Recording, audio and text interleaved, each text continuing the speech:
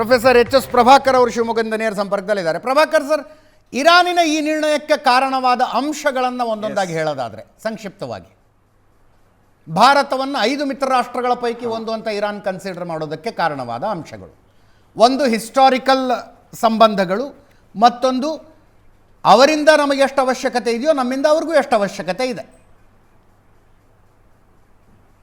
ಹೌದು.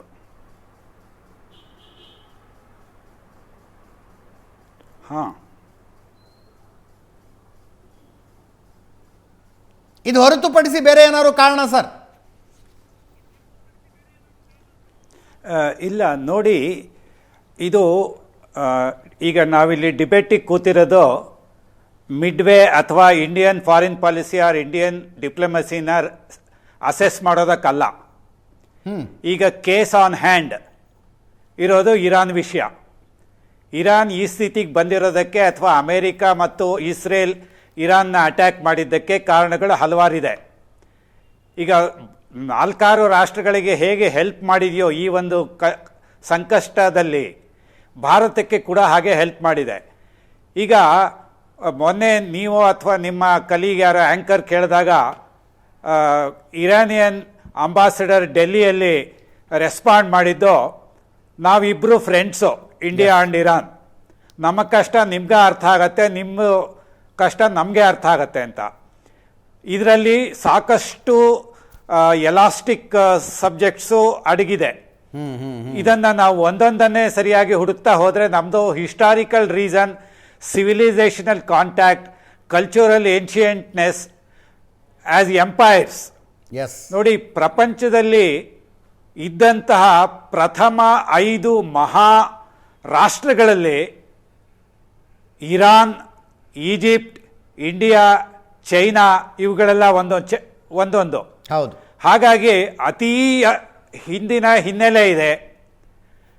ಸಾಂಸ್ಕೃತಿಕವಾಗಿ ಮತ್ತು ನಾಗರಿಕತೆ ಮೂಲಕವಾಗಿ ಹಿಂದಿನಿಂದನೂ ಕೊಡುವಿಕೆ ಬಾಕಷ್ಟಿದೆ ನಮ್ಮಲ್ಲಿ. ಈಗ ಇರಾನ್ ತಮ್ಮ ಯಾವುದೇ ಮಿತ್ರ ಯಾವುದೇ ಸ್ತರದಲ್ಲಿ ಅವರನ್ನು ಬಿಟ್ಕೊಳ್ಳೋದಕ್ಕೆ ಇಷ್ಟಪಡೋದಿಲ್ಲ. ಮತ್ತು ನಮ್ಮವರು ಬೇಕಾದಷ್ಟು ಜನ ಮಧ್ಯಪ್ರಾಚ್ಯದಲ್ಲಿದ್ದಾರೆ.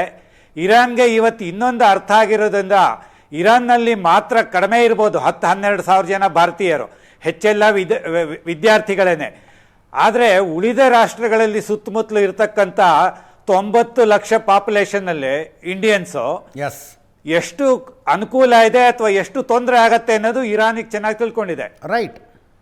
ಮತ್ತು in the long run India's supply to Iran ಅತಿ ಮುಖ್ಯ ಅಂತ ಗೊತ್ತು.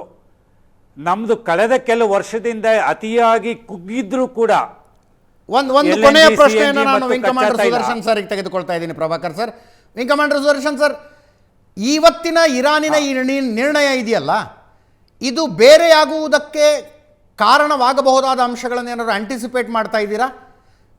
ಉದಾಹರಣೆಗೆ ಆ ಒಂದು ಐಲ್ಯಾಂಡ್ ಅನ್ನ ಅಮೆರಿಕ ಇನ್ವೇಡ್ ಮಾಡಿಬಿಡೋದು. ಇಲ್ಲ, ದಟ್ ಈಸ್ ಅದೇನಾದ್ರೂ ಮಾಡಿದೆ. ನೋಡಿ, ಶುಕ್ರವಾರದವರೆಗೂ ಗಡುವು ಕೊಟ್ಟಿದ್ದಾರೆ, ಅಂದ್ರೆ ನಾಳೆವರೆಗೂ ಗಡುವು ಕೊಟ್ಟಿದ್ದಾರೆ for ground attack of Kharg Island ಅಥವಾ ಬಂದರ್ ಅಬ್ಬಾಸ್ ಅಥವಾ ನ್ಯೂಕ್ಲಿಯರ್ ಅಸೆಟ್ಸ್. ಅದೆಲ್ಲ it is disaster. Trump will not be able to count body bags. ಆಮೇಲೆ ಈ ಗುಳ್ಳೆನರಿ ಪಾಕಿಸ್ತಾನ ಇದೆಯಲ್ಲ, ಕೆಲವರಿಗೆ ಈ ಪಾಕಿಸ್ತಾನಿ ಫಿಕ್ಸೇಷನ್ ಎಷ್ಟಿದೆ ಅಂದ್ರೆ they are missing the Woods for trees.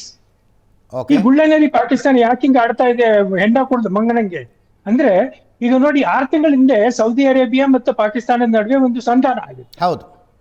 ನಮ್ಮ ಮೇಲೆ ಯುದ್ಧ ಆದ್ರೆ ನಿಮ್ಮ ಮೇಲೆ ಯುದ್ಧ ಆದಾಗೆ ವಯಸ್ ವರ್ಷ. ಈಗ ಯಾವಾಗ ಇರಾನ್ ಸೌದಿ ಮೇಲೆ ಅಟ್ಯಾಕ್ ಆಯ್ತು, ಆವಾಗ ಶರೀಫನ್ನ ಬಂದು come here boy, what happen to our agreement ಅಂದ್ರು. ಅವರು ನಾನೇನು ಹಮ್ ಕುಚ್ ಕರೆಂಗೆ ಅಂತ ಹೇಳಿ ವಾಪಸ್ ಹೋಗಿ ಅಫ್ಘಾನಿಸ್ತಾನದ ಆಸ್ಪತ್ರೆ ಮೇಲೆ ದಾಳಿ ಮಾಡ್ಬಿಟ್ರು. They open another front. ಅಂದ್ರೆ ನಮ್ಮಲ್ಲೂ ಸಮಸ್ಯೆ ಆಗ್ತಿದೆ ಅಂತ ಹೇಳಕ್ಕೆ. ನಮ್ಮಲ್ಲೂ ಸಮಸ್ಯೆ. ಈಗ ನೋಡಿ, ನಾವು we are busy, we are killed already 400 patients, so we will continue to do that ಅಂತ ಹೇಳಿ.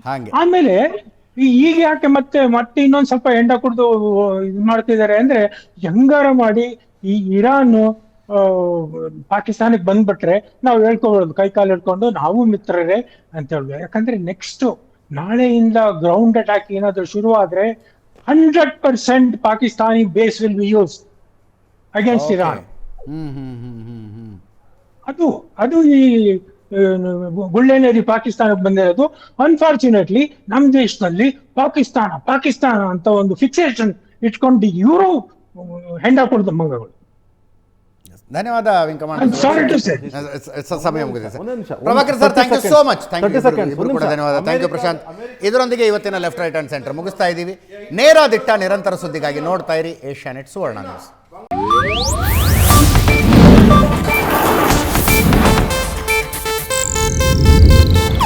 ಇದು ಏಷ್ಯಾನೆಟ್ ನ್ಯೂಸ್ ನೆಟ್ವರ್ಕ್ ಪ್ರಸ್ತುತಿ.